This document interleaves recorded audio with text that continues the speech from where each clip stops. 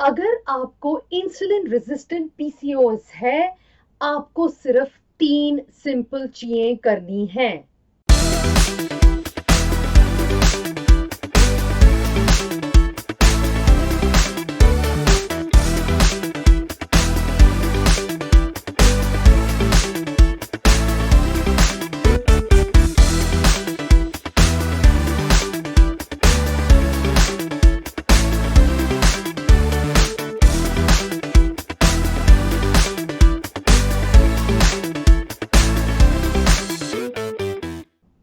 नमस्ते, आदाब, सत श्री अकाल, hello and welcome to my YouTube channel holistic women solutions, जहां पर आपको विमेन की हार्मोनल इश्यूज से रिलेटेड मिलते हैं होलिस्टिक सॉल्यूशंस जो आप अच्छे से समझ भी पाते हैं और अपनी लाइफ में अप्लाई भी कर पाते हैं। मैं हूं आपकी coach AJ and I am on a mission to help women with their hormonal issues. And आज हमारा टॉपिक है इंसुलिन रेजिस्टेंट पीसीओएस।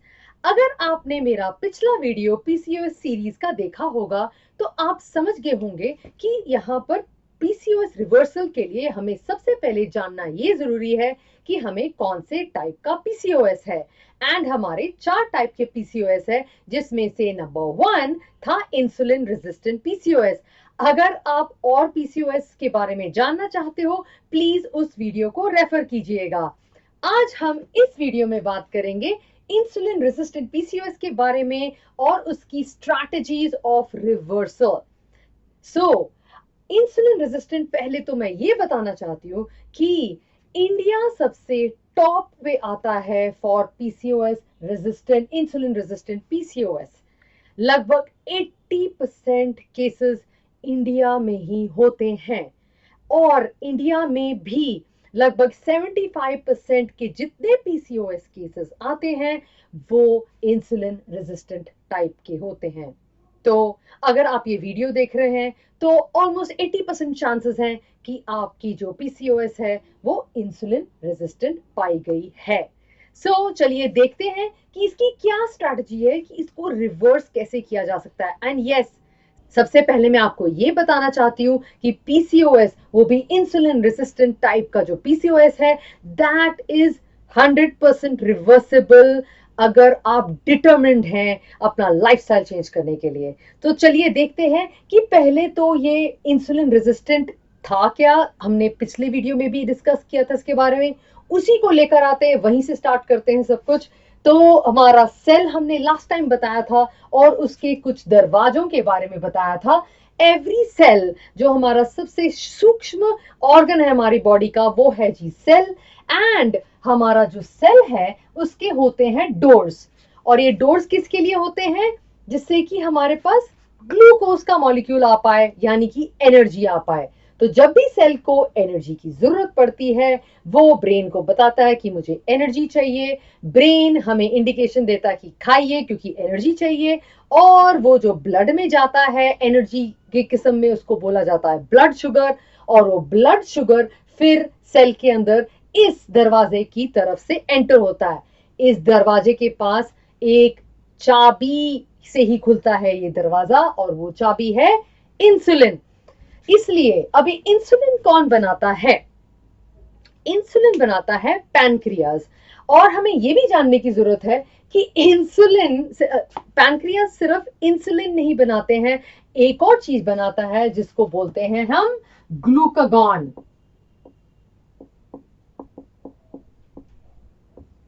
इंसुलिन तो वो चीज होती है जो हमारा शुगर हार्मोन है, उसका काम है शुगर को सर्कुलेशन में लाना, और दूसरी चीज है शुगर को डिपॉजिट करके हमारे फैट डिपॉजिट्स बनाना। उसका ठीक उल्टा काम ग्लूकागॉन का होता है। ग्लूकागॉन का क्या काम है कि फैट जहां जहां है वहां से निकालकर उसको एनर्जी के फॉर्म में लेकर आना। तो सबसे एक और चीज इंपॉर्टेंट जो आपको याद रखनी है, इंसुलिन और ग्लूकागॉन दोनों एक टाइम पे काम नहीं करते, क्योंकि वो दोनों उल्टा काम करते हैं, राइट? एक समय पे या तो इंसुलिन हाई रहेगा या एक समय पे ग्लूकागॉन हाई रहेगा। और हमारे केस में क्या हो रहा है, जब इंसुलिन रेजिस्टेंट पीसीओएस है, उस टाइम में इंसुलिन हमेशा हमेशा हमेशा हाई रहता है और ग्लूकागॉन कभी काम ही में आता ही नहीं है, कभी काम के लिए आएगा भी नहीं, क्योंकि इंसुलिन हमेशा हाई रहता है। अब ये इंसुलिन इतना हाई क्यों रह रहा है, इसके बारे में भी हमने पढ़ा था कि जो हमारे ग्लूकोज मॉलिक्यूल्स हैं, अगर हमारे ब्लड में बहुत ज्यादा ब्लड शुगर बढ़ जाती है तो इंसुलिन को अपना काम करना पड़ता है। और इंसुलिन रेजिस्टेंस तब होता है जब सेल के अंदर ऑलरेडी बहुत ज्यादा शुगर है, तो वो कहता है मुझे नहीं चाहिए, राइट। तो अब इसकी एग्जैक्ट स्ट्रैटेजी क्या होगी वो इसी पर बेस्ड होती है, ओके। लेकिन सबसे इंपॉर्टेंट चीज जो मैंने अभी आपको बोला है कि इंसुलिन हमेशा हाई रहता है। अगर इंसुलिन हमेशा हाई रहता है तो क्या होता है, लास्ट टाइम तो मैंने आपको ब्लड शुगर का बताया था कि अगर वो हमेशा हाई रहती है तो बहुत प्रॉब्लम होती है, राइट। लेकिन यहां पर इशू है इंसुलिन हाई है।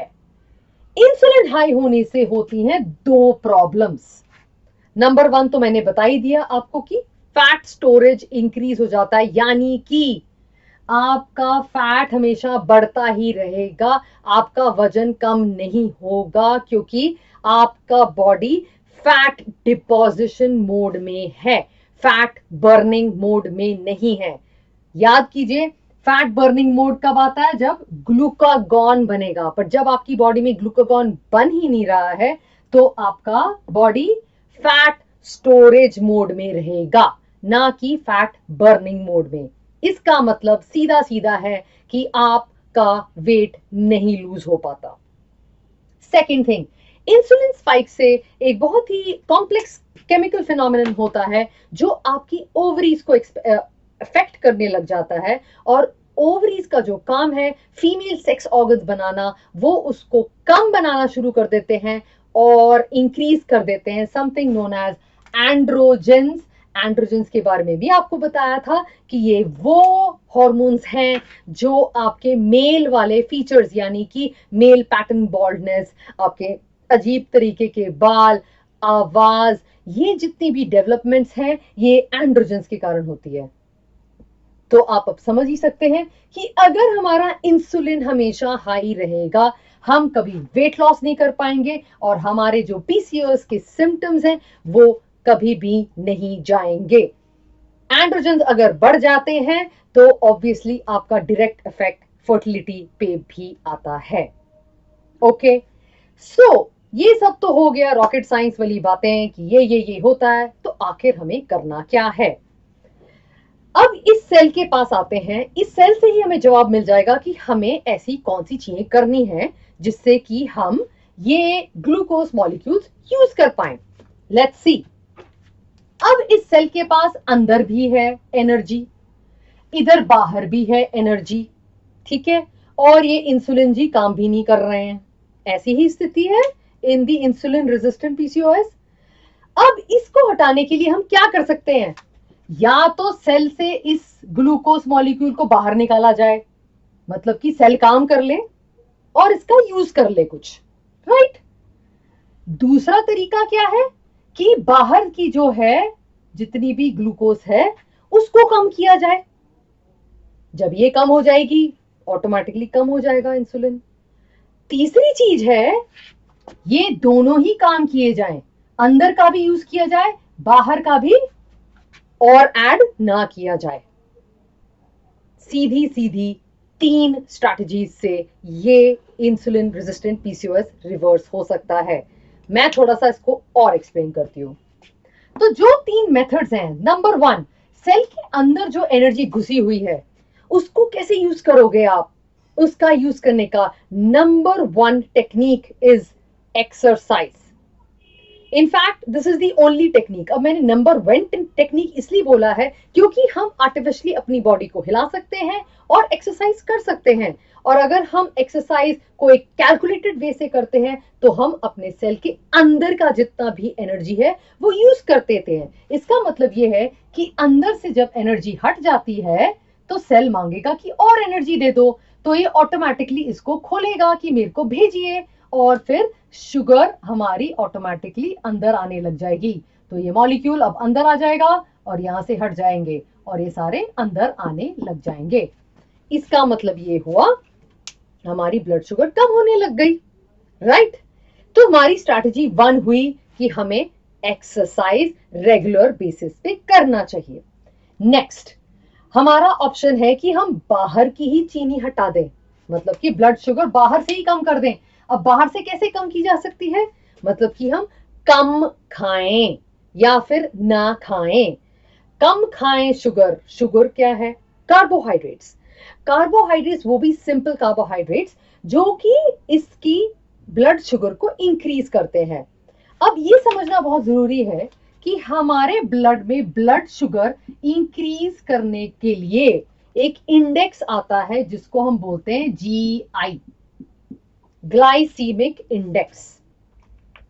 कुछ फूड्स हमारे ग्लाइसीमिक इंडेक्स मतलब ये शुगर को बहुत ज्यादा लेवल तक बढ़ा देते हैं, और अगर शुगर ज्यादा बढ़ गई, सिंपल सी बात है, इंसुलिन बढ़ गया, इंसुलिन बढ़ गया तो आपका फैट स्टोरेज इंक्रीज हो गया और आपका एंड्रोजन डेफिनेटली इंक्रीज हो गए, तो आपकी प्रॉब्लम कभी जाएगी नहीं। सो ग्लाइसीमिक इंडेक्स पर फोकस करना बड़ा जरूरी है। अब ये ग्लाइसीमिक इंडेक्स क्या है, ग्लाइसीमिक इंडेक्स का मतलब है कि जो भी चीज आपने खाई है वो आपकी जब कन्वर्ट होती है इनटू एनर्जी, या तो बहुत जल्दी हो जाती है, जब ग्लाइसेमिक इंडेक्स बहुत हाई होता है तो आपकी एनर्जी बहुत जल्दी जल्दी चलती है, मतलब कि ब्लड शुगर बहुत ज्यादा हो जाता है, ओके। और अगर आपका ग्लाइसेमिक इंडेक्स लो होता है तो वो बहुत कम लेवल में इंक्रीज होता है। और अगर कम लेवल में इंक्रीज होगा क्या ब्लड शुगर, तो आपका इंसुलिन कभी स्पाइक नहीं होगा, सिंपल। तो इसीलिए हमें खानी चाहिए लेस शुगर, यानी कि ब्लड शुगर की बात हो रही है यहाँ पे। और इसका अभी एंड ऑफ द वीडियो में आपको एक और इंटरेस्टिंग बात बताऊंगी ग्लाइसेमिक इंडेक्स से रिलेटेड, लेकिन अभी चलते हैं फिलहाल अपने थर्ड लेवल पे, which is use no sugar and don't eat also. इसका मतलब ये है आपको एक्सरसाइज करने की भी जरूरत नहीं है और आपको खाने की भी जरूरत नहीं है। ऐसा हम कब करते हैं, हम रोज करते हैं ऐसे सोने के टाइम, एंड उसको हम बोलते हैं फास्टिंग। और अगर हम इंटेंशनली फास्टिंग करते हैं, मतलब कि हम खा भी नहीं रहे हैं और यूज भी नहीं कर रहे हैं, मैं इसकी बात कर रही हूं, मैं ये नहीं कह रही फास्टेड कार्डियो कर रहे हैं आप, या फिर आप फास्टिंग के बाद आप सारे काम कर रहे हैं, आप अपनी कुछ ज्यादा ही एनर्जी यूज कर रहे हैं, नो। मैं आपको एक नॉर्मल सिनारियो बता रही हूं जिसमें आप ना तो कुछ खा रहे हैं और आप नॉर्मल जी रहे हैं, या फिर आप सो रहे हैं। सोने के टाइम सबसे ज्यादा कैलोरीज बर्न होती है। ये बड़ी ही शॉकिंग बात होती है क्योंकि हमारी बॉडी उस टाइम में एक्टिवली रिपेयर कर रही होती है। इसीलिए that is the best time जब फास्टिंग कंटिन्यूअस रखी जाए। इसलिए after waking up in the morning आपका इंसुलिन लेवल सबसे कम लेवल पे होता है, ओके। अगर आप प्री डायबिटीज में हैं तो आपका यही देखा जाता है, फास्टिंग शुगर, फास्टिंग में आपका इंसुलिन कितना राइज हो रहा है, आपका यही रिकॉर्डिंग की होगी। इसीलिए क्योंकि आपका इंसुलिन रेजिस्टेंट हो गया है तभी आपके ये वैल्यूज हाई हैं। लेकिन अगर आपके फास्टिंग के बाद अगर आप इसको एक्सटेंड करेंगे, मतलब कि 4 घंटे 8 घंटे और एक्सटेंड किया फास्टिंग, आपका एक ऐसा लेवल आता है जिसमें ये शुगर भी यूज हो जाती है, कहां पर, आपकी बॉडी खुद यूज कर लेती है। हमारी बॉडी का एक मेटाबॉलिक रेट नॉर्मल भी होता है, रेस्टिंग मेटाबॉलिक रेट जिसको बोलते हैं, जहां पर हमारी बॉडी के वाइटल जितने भी सिस्टम्स हैं वो चल रहे होते हैं, वो ही इसी को इस्तेमाल कर लेते हैं। और ये ऐसा टाइम होता है जिसमें ऑटोमेटिकली हमारे इंसुलिन लेवल्स भी कम हो जाते हैं और हमारा जितने भी ग्लूकोज है, ब्लड शुगर है, वो भी लेवल लो हो जाता है, ठीक है। तो ये रही हमारी 3 स्ट्रैटेजीज, एक तो एक्सरसाइज, एक तो eat less GI foods, and तीसरी चीज इज फास्टिंग, ओके। नाउ एक इंटरेस्टिंग चीज मुझे आपको बतानी थी which is related to GI। हम सारे जानते हैं शुगर के बारे में, चीनी नॉर्मल मिलती है, रिफाइंड शुगर मिलती है, व्हाइट शुगर मिलती है, अलग अलग किस्म की शुगर भी मिलती हैं। लेकिन सबसे इंपॉर्टेंट चीज जो हमें जानने की जरूरत है कि चीनी कहां से आती है, ओके। चीनी आती है शुगर केन से, ओके। अब मैं आपको एक चीज बताना चाहूंगी, जो मैंने बताया था पहले, अगर ग्लाइसेमिक इंडेक्स हाई है तो वो चीज हमारे लिए हानिकारक है, it is not good. Okay, और अगर हमारा जीआई लो है, ग्लाइसेमिक इंडेक्स लो है, वो हमारे लिए बेटर है। यहां पर आप देखोगे कि अगर आप शुगर केन को कंपेयर करोगे ग्लाइसेमिक इंडेक्स का, इसका रहता है 43 और शुगर का ग्लाइसेमिक इंडेक्स है 65। किसका हाई है? शुगर का। अब इसका क्या मीनिंग है? इसका सिंपल मीनिंग ये है, क्योंकि sugar is a processed product. Naturally हमारे एनवायरमेंट में बाय नेचर हमारे पास कभी भी इतनी कॉन्सेंट्रेटेड चीज नहीं होती है, और ये सारी चीजों में अप्लाई होता है। ओके, अभी मैं आपको इवन राइस का भी एग्जांपल दूंगी। यहां पर आप देख सकते हो कि नॉर्मल शुगर, जब आप शुगर केन भी यूज करते हो, अगर आप उसको खा रहे होते हैं तो आपको एफर्ट लगा के उसको खाना भी पड़ता है और चूसने में भी टाइम लगता है। तो बेसिकली नेचुरली जब हम उसको कंज्यूम करते हैं, एक तो उसका ग्लाइसेमिक इंडेक्स ऑलरेडी लो है, और जितने रेट में हम खा भी रहे होते हैं वो भी स्लो होता है। लेकिन चीनी की कोई भी चीज होती है, अगर हम मिठाई वगैरह खा रहे होते हैं या कोई भी मीठी इंटरेस्टिंग चीज खा रहे होते हैं, तो आपने देखा होगा कि हम बड़ी जल्दी निकल लेते हैं उसको। हम तो टाइम भी नहीं लेते कि हाँ खाना है, ये है, वो है। तो ऑटोमेटिकली शुगर का जो ग्लाइसेमिक इंडेक्स ही हाई नहीं है, वो बहुत ही जल्दी हम बहुत ज्यादा कंज्यूम कर लेते हैं। Okay, that is the problem with sugar. इसीलिए sugar should be avoided at all cost. अब आजकल तो और भी हेल्दी हेल्दी ऑप्शंस आ गए हैं। आजकल हमें ये भी बोला जाता है, अरे गुड़ यूज कर लो, खांड यूज कर लो, स्टेविया यूज कर लो। अगर आप उनका ग्लाइसेमिक इंडेक्स देखोगे, आपको सरप्राइजिंगली इंटरेस्टिंग चीज नजर आएगी। गुड़ यानी कि जैगरी का ग्लाइसेमिक इंडेक्स 85 है, which is much more than the sugar. अब आप ऐसे पूछोगे, ये तो प्रोसेस नहीं है, इसको क्या हो गया, इसका हाई कैसे हो गया? गुड़ का एक्चुअली जो ग्लाइसेमिक इंडेक्स इंक्रीज हुआ है, वो इसीलिए है क्योंकि उसके साथ उसके फाइबर्स भी होते हैं। इसका मतलब ये है उसके अंदर जो न्यूट्रिशनल कंटेंट है वो हाई है। इसीलिए गुड़ का इस्तेमाल यूजुअली विंटर्स में किया जाता है, जिससे कि क्योंकि आपको अपने आप को गर्म रखना होता है एंड आपको एनर्जी ज्यादा लेवल में चाहिए होती है। ये एक कॉन्सेंट्रेटेड लेवल होता है, लेकिन ये सिर्फ और सिर्फ शुगर नहीं है, इसके अंदर और भी ज्यादा वाइटामिन भी हैं और मिनरल्स भी हैं, और इसमें एक्स्ट्रा लिटिल फाइबर भी होता है, डिपेंडिंग अपॉन कितना प्रोसेसिंग हो रखा है। सो जैगरी का आपको बहुत इंपॉर्टेंट है देखना कि जो चीज आप अगर रिप्लेस करने की भी कोशिश कर रहे हो, आप ये देखेंगे कि उसका ग्लाइसेमिक इंडेक्स कितना है। और दूसरी चीज, ग्लाइसेमिक इंडेक्स अगर कम है, इसका मतलब ये नहीं है कि वो हेल्दी है, और अगर हाई है, इसका मतलब ये नहीं है कि वो अनहेल्दी है। ओके, स्टेविया जो हमारा शुगर है, उसका ग्लाइसेमिक इंडेक्स लगभग लो है, इसीलिए उसको सबसे ज्यादा रेकमेंड किया जाता है in terms of replacement for sugar. Okay, so अब हम जाते हैं, मैंने आपको बताया था राइस ग्रेन की स्टोरी। अब आप जो राइस देखोगे जो हमारे फील्ड्स में होता है, जब भी उसकी खेती होती है एंड जब उसका हम यूज में लाते हैं ग्रेन को, तो ग्रेन के बाहर एक कवरिंग होती है। ठीक है, और ग्रेन के बाहर जो कवरिंग है वो तो डीहस्क करके निकाल दी जाती है। उसके बाद एक और कवरिंग उसके ऊपर होती है, जिसको हम ब्राउन राइस या फिर क्योंकि वो कवरिंग उसको हमने रखा होता है intact, it's an unpolished rice, और वो ब्राउन राइस के मोड में हमें मिलता है। That is the natural product, that's the whole grain product. Similarly जब हम उसका बाहर की परत पूरी हटा देते हैं, that becomes a white rice. Okay, अब इसका क्या लेना देना है, what am I trying to say? Point ये है, हमारे पास नेचर ऑटोमेटिकली एक कवच देता है, कवर देता है, जिसके अंदर क्या होता है, विटामिन बी, बी प्रोडक्ट्स होते हैं, विटामिन बी के कॉम्प्लेक्स रहता है, जो आपके डाइजेशन को स्लो करता है। इसका मतलब ये है आपका जो ब्राउन राइस का जीआई लो रहता है। सेम चीज है वो व्हाइट राइस, लेकिन हमने जीआई उसको इंक्रीज कर दिया। कैसे कर दिया? उसकी बाहर की सारी जो परत थी जिसने उसका ग्लाइसेमिक इंडेक्स हाई लो करना था उसको हटा के हमने इसको हाई कर दिया। क्यों? क्योंकि ये सिंपल क्लीन कार्ब्स बन जाता है। लेकिन जब कार्ब्स के साथ कुछ मिक्स्ड मिलता है वो ऑटोमेटिकली लो कर देता है ग्लाइसेमिक इंडेक्स। इसीलिए this is a very complicated thing, लेकिन ये जानना बड़ा जरूरी है कि हम कितना ग्लाइसेमिक इंडेक्स यूज कर रहे हैं अपने फूड में और हमारा न्यूट्रिशन कंटेंट क्या है। अब मैं आपको एक और चीज बताना चाहती हूं कि आपका ग्लाइसेमिक इंडेक्स, इसका मतलब क्या है। अगर आपका ग्लाइसेमिक इंडेक्स हाई भी है, आपको व्हाइट राइस शायद अच्छे लगते हैं, आप यूज करना चाहते हो, पर अब आपको लग रहा होगा ग्लाइसेमिक इंडेक्स तो इसका हाई है, अब तो बड़ा प्रॉब्लम है, कैसे यूज करूं।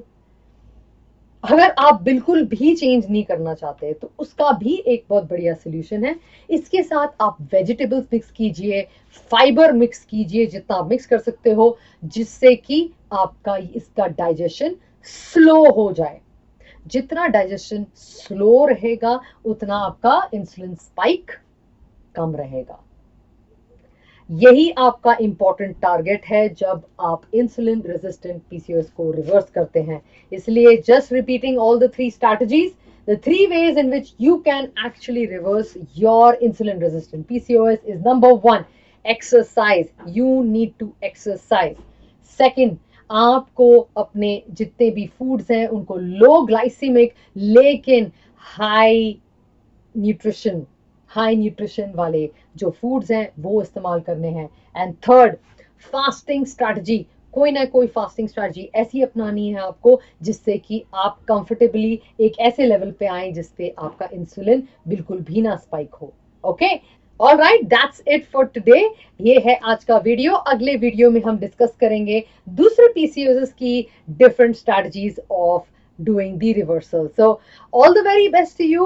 अपनाइए ये स्ट्रैटेजी और मुझे कमेंट्स के माध्यम से बताइए कि आपने क्या अपनाया और क्या चेंज किया और क्या आपके अंदर डिफरेंस आया। So I'll be looking forward to that, and if you like this video, please do give a like and share it with other fellow PCOS ladies who need this information. So अगर आपको अच्छी लगी है, I really look forward to seeing you and even meeting you soon. Thank you so much for looking at my video, and I'll see you in the next video. Bye bye.